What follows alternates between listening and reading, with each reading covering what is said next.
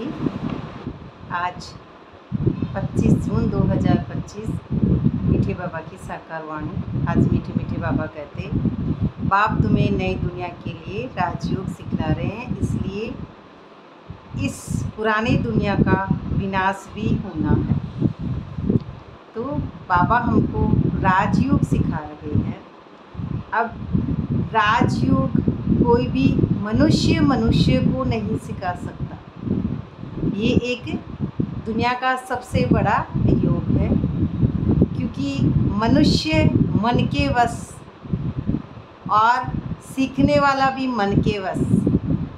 अब जो जैसा है वह वैसा ही बनाएगा, लेकिन निराकार परमात्मा बिना शरीर का है, एक ज्योति बिंदु है, और उसी से हम यह योग सीखेंगे। तो इसी योग में हम आत्मा समझेंगे, तो आत्मा को परमात्मा योग सिखाता है कि मैं आत्मा बिंदु परमात्मा बिंदु, तब ये योग हम सीख सकते हैं।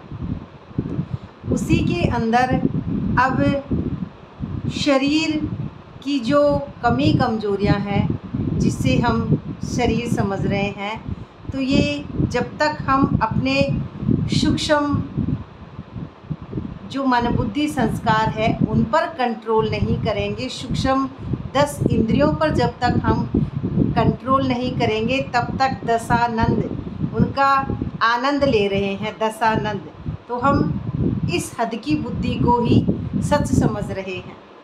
ये हद में रावण है, तो ऐसे समझ रहे हैं कि सबके अंदर विकार होते हैं, तो उसमें कंट्रोल नहीं हो रहा है हमसे। तो उसी अवस्था में हम मन के वश हैं। मन मालिक अब यहाँ पे मनुष्य को चला रहा है। अब ये मन मालिक जब तक है, तो मन चंचल घोड़ा कुछ भी कैसे भी सोचता रहता है। अब इसी अवस्था को ये जो राजयोग बोला गया है, तो सत्य को जानना, और सत्य क्या है कि मैं आत्मा हूँ। अब इसमें सत्य को जानेंगे तो राज प्लस योग। राज माना राजा, योग माना पवित्रता, पवित्रता का राजा। तो आत्मा पवित्रता को पहचानती है, तो आत्म अभिमानी स्थिति में ही हम इस योग को, ज्ञान को अपनी बुद्धि में धारण कर सकते हैं। और वो जब ही होगा जब हम इस जो ये शरीर है, तो इस शरीर का जो 5 तत्व का पुतला है, उसमें हम 5 तत्व के पुतले में शरीर की जो रचना है उसको हम समझ जाते हैं, और उसी में हम 7 गुण और 8 शक्तियाँ इस बुद्धि में ही हासिल करते हैं और विश्व पर राज्य करते हैं। तो ये आत्मा हमारी कॉन्शसनेस जब जाग जाती है, हम हमारे सत्य से मिल जाते हैं, उस रूप में जिस रूप में हमारे परमात्मा है।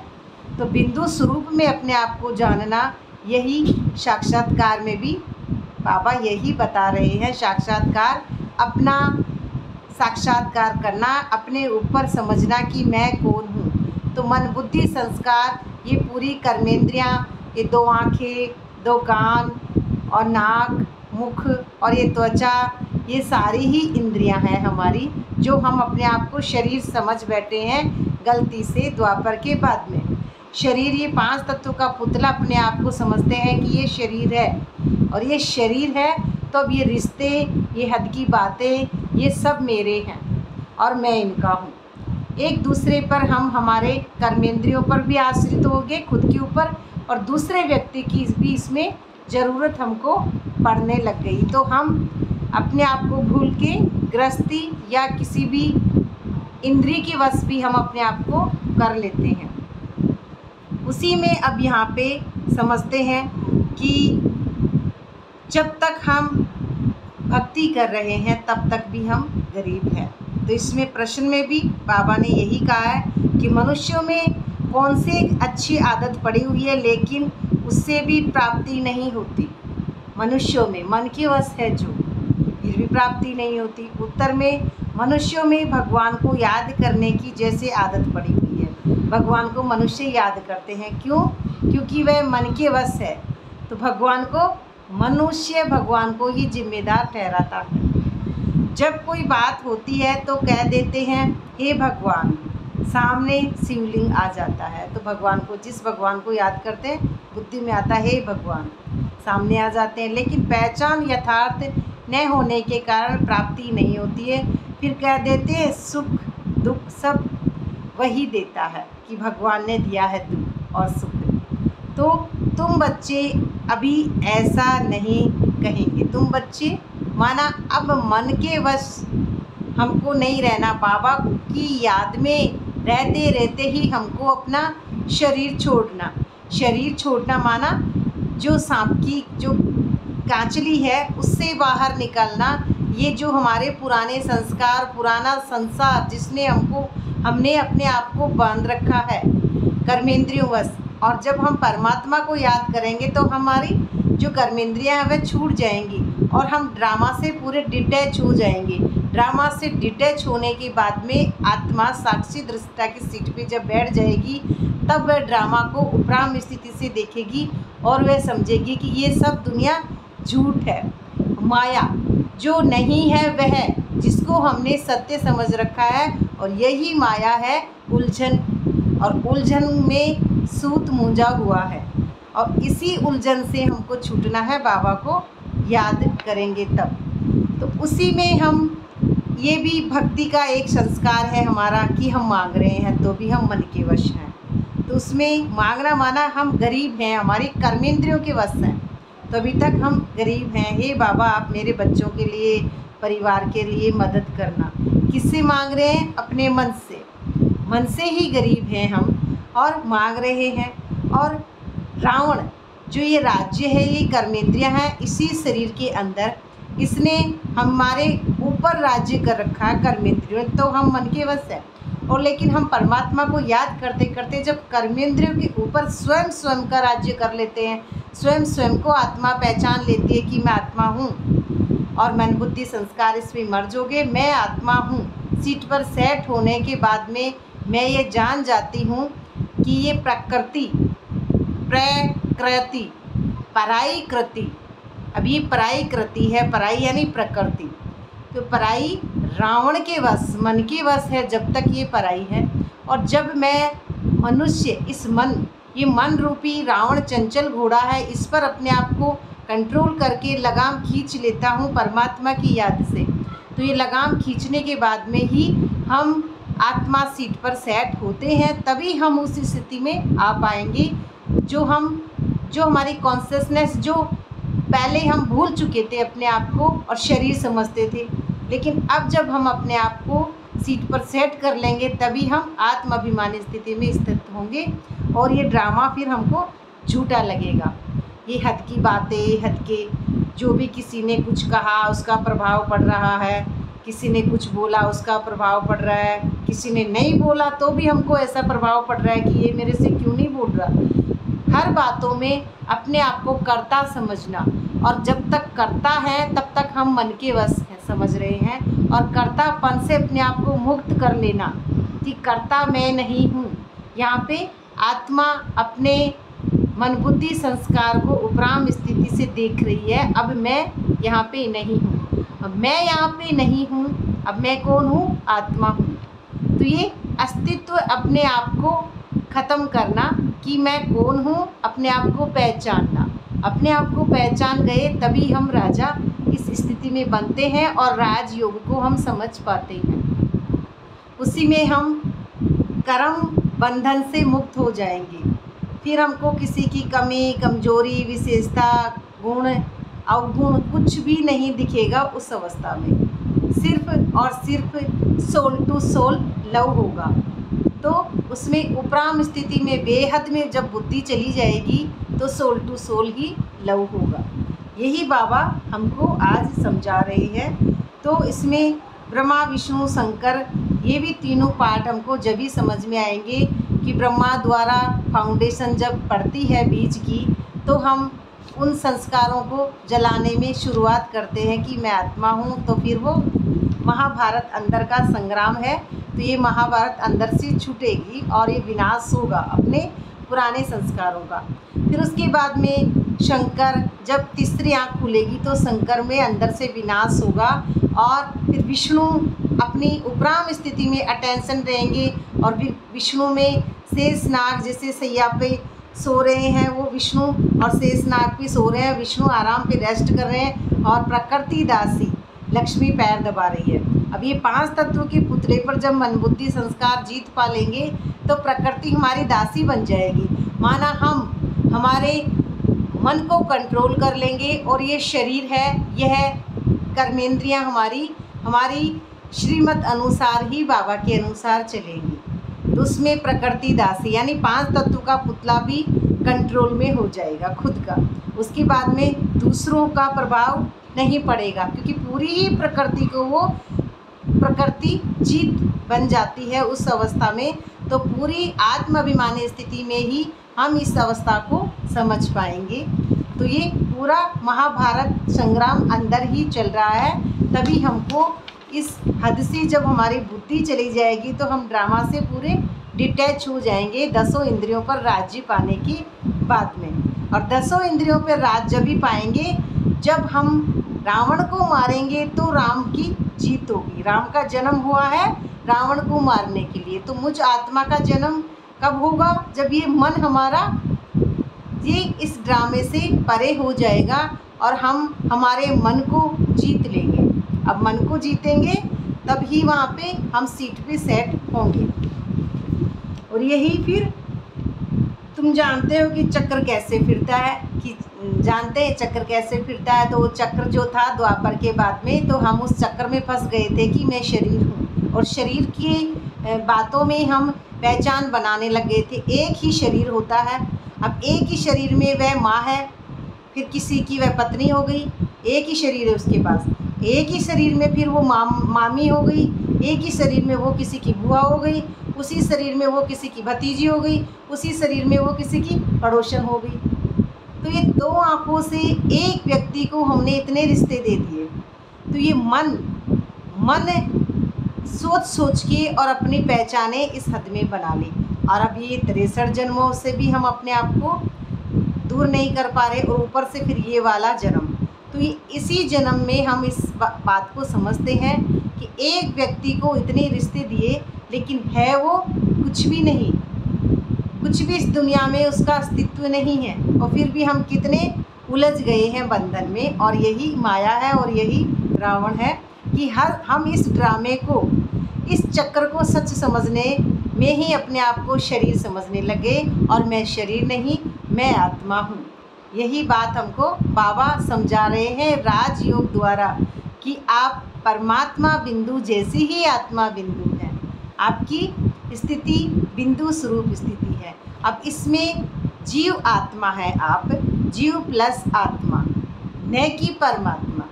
तो इस अवस्था को भी समझते हैं कि आत्मा है तो जीव प्लस आत्मा, तो जीव प्लस आत्मा है सभी आत्मा।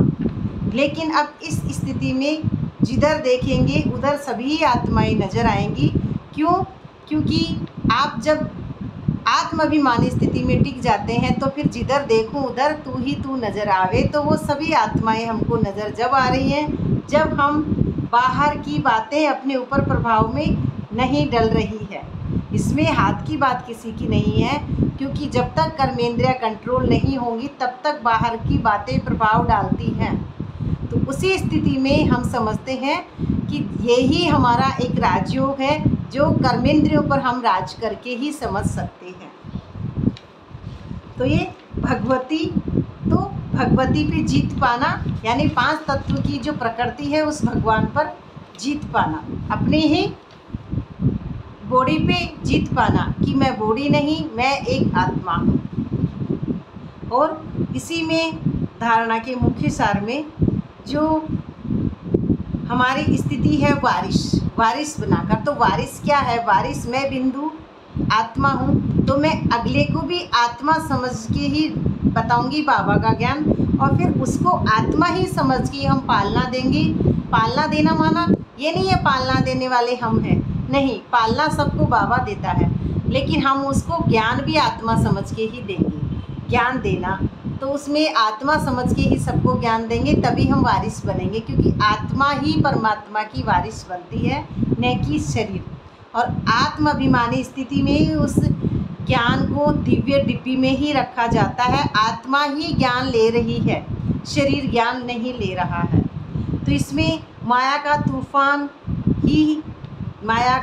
तूफान ही आए, योग लगा ही रहे तो कर्मातीत अवस्था हो जाएगी। जैसे माया आ रही है, बाहर की परिस्थिति जो आ रही है, बाहर की परिस्थिति में मेरे को किसने गाली निकाला, मोना कैरेक्टर को, अब उसको मैं हैंडल नहीं कर पाई, उस समय भूल गई कि मैं आत्मा हूँ।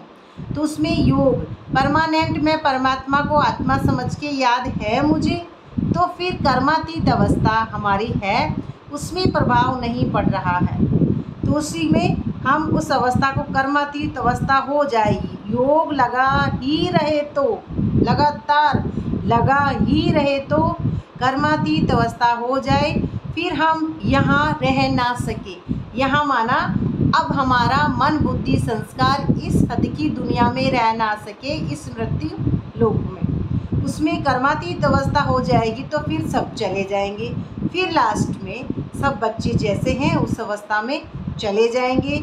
शिव की बारात गाई हुई है ना, शिव बाबा आए तब हम सब आत्माएं जाएं, तो उसमें सब चले जाएंगे। तो जो कर्मातीत अवस्था पर जो आत्मा पहुंच चुकी है, वह संकल्प से ही सबका भला सोचती है। तो संकल्प प्लस संकल्प करते जाएंगे, सबका भला हो, सब शुभ भावना, शुभकामना। आत्मा जब उस स्थिति में सबको दुआ देती जाएगी तो और नए मोती भी बनते जाएंगे और वाइब्रेशन फैलती जाएगी। उसी वाइब्रेशन से वह भी धीरे धीरे उस अवस्था में पहुंच जाएंगे। और शिव की बारात में फिर सब जाते हैं, कैसे भी हैं, जानवर दिखाते हैं, जिनके 2 सींग जो दिखाते हैं, कोई काले गोरे टेढ़े मेढ़े भूत भी जाते हैं। माना किसी भी स्थिति के व्यक्ति है, कितने भी परसेंटेज पे जिन्होंने आत्मा का ज्ञान लिया है, सभी वहाँ पे स्थिति में स्थित होंगे।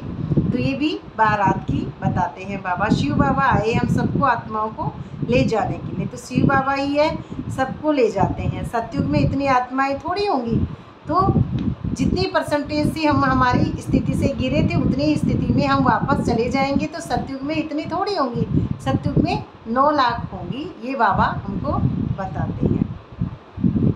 और वरदान है कि सत्यता के आधार पर एक बाप को प्रत्यक्ष करने वाले निर्भय अथॉरिटी स्वरूप भव। सत्यता की जो सत्यता है हमारी, एक सत्यता, एक तो दुनिया में सच बोलना है कि हम कभी झूठ नहीं बोलते, वो तो हो गई 5 तत्व की बातें। लेकिन यहाँ वो सत्यता नहीं है, यह आत्मिक स्मृति के बारे में बाबा बता रहे हैं। सत्यता ही प्रत्यक्षता का आधार है। बाप को प्रत्यक्ष करने के लिए निर्भय और अथॉरिटी स्वरूप बनकर बोलो, संकोच से नहीं। एक अथॉरिटी स्वरूप की आत्मा, एक आत्मा को शर्म थोड़ी आती है। शर्म आ रही है हमने अपने आप को शरीर समझ लिया, तो शरीर समझने के कारण ही हम परंपराओं को लपेटे हुए हैं अपनी बुद्धि में। परंपराओं को ही अपना सत्य समझ लेना, ये हो गया हमारा बॉडी कॉन्शियसनेस।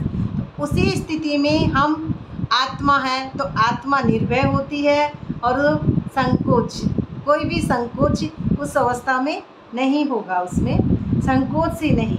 जब अनेक मत वाले सिर्फ एक बात को मान लेंगे कि हम सबका बाप एक है, सब आत्मा मान लेंगी हम सबका बाप एक है, तो यही अब कार्य कर रहे हैं। हम सब एक ही संतान है आत्मिक स्मृति में। अब यह एक ही यथार्थ है और एक जैसे ही हम हैं उस अवस्था में, तो विजय का झंडा लहरा जाएगा। इसी संकल्प से मुक्ति धाम जाएंगे और इसी संकल्प से हम इस देह और देह की दुनिया से मुक्ति पा लेंगे और मन बुद्धि संस्कार हमारे डिलीट हो जाएंगे और मुक्ति धाम अवस्था में पहुंच जाएंगे, यानी अपने स्वर्ग के गेट को खोल लेंगे। और फिर जब अपना अपना पार्ट बजाएंगे तो पहले यही संस्कार इमर्ज होंगे कि गॉड इज़ वन, कि एक ही बाबा है बस। यही गोल्डन एज की स्मृति है और यही गोल्डन एज की स्मृति है कि अपने आप को याद दिलाना कि मैं आत्मा हूँ और इस स्थिति में पहुँच जाना, याद नहीं दिलाना, उस स्वर्ग के गेट को खोल देना। और गेट खुलेगा तभी हम उस स्थिति में पहुँचेंगे, आत्माभिमानी स्थिति निरंतर वाली। स्लोगन में बाबा कहते हैं, सहन करना ही स्वयं के शक्ति रूप को प्रत्यक्ष करना है। सहन क्या करना? ये जो सहन करना माना एक स्वयं के शक्ति रूप को प्रत्यक्ष। सहन क्या करना? ये सहन नहीं करना है हद की बातों के, क्योंकि ये सहन होगा भी नहीं जब तक हम उस स्थिति में नहीं पहुँचेंगे। तो सहन करना ये झूठी दुनिया को पहचानना कि ये मैं नहीं हूँ, ये तो एक 5 तत्व का पुतला है, ये मैं नहीं हूँ, मैं एक आत्मा हूँ। तो ये झूठी पहचानों से परे होना कि मैं शरीर नहीं हूँ और ये शरीर की बातें, ये मेरी बातें नहीं है, शरीर की बातें अलग हैं जो हमारी पहचाने शरीर से जोड़ रहा है, और आत्मा की पहचान सिर्फ परमात्मा से। तो उसी अवस्था को हम अपने आप से पहचानेंगे कि मैं आत्मा हूँ।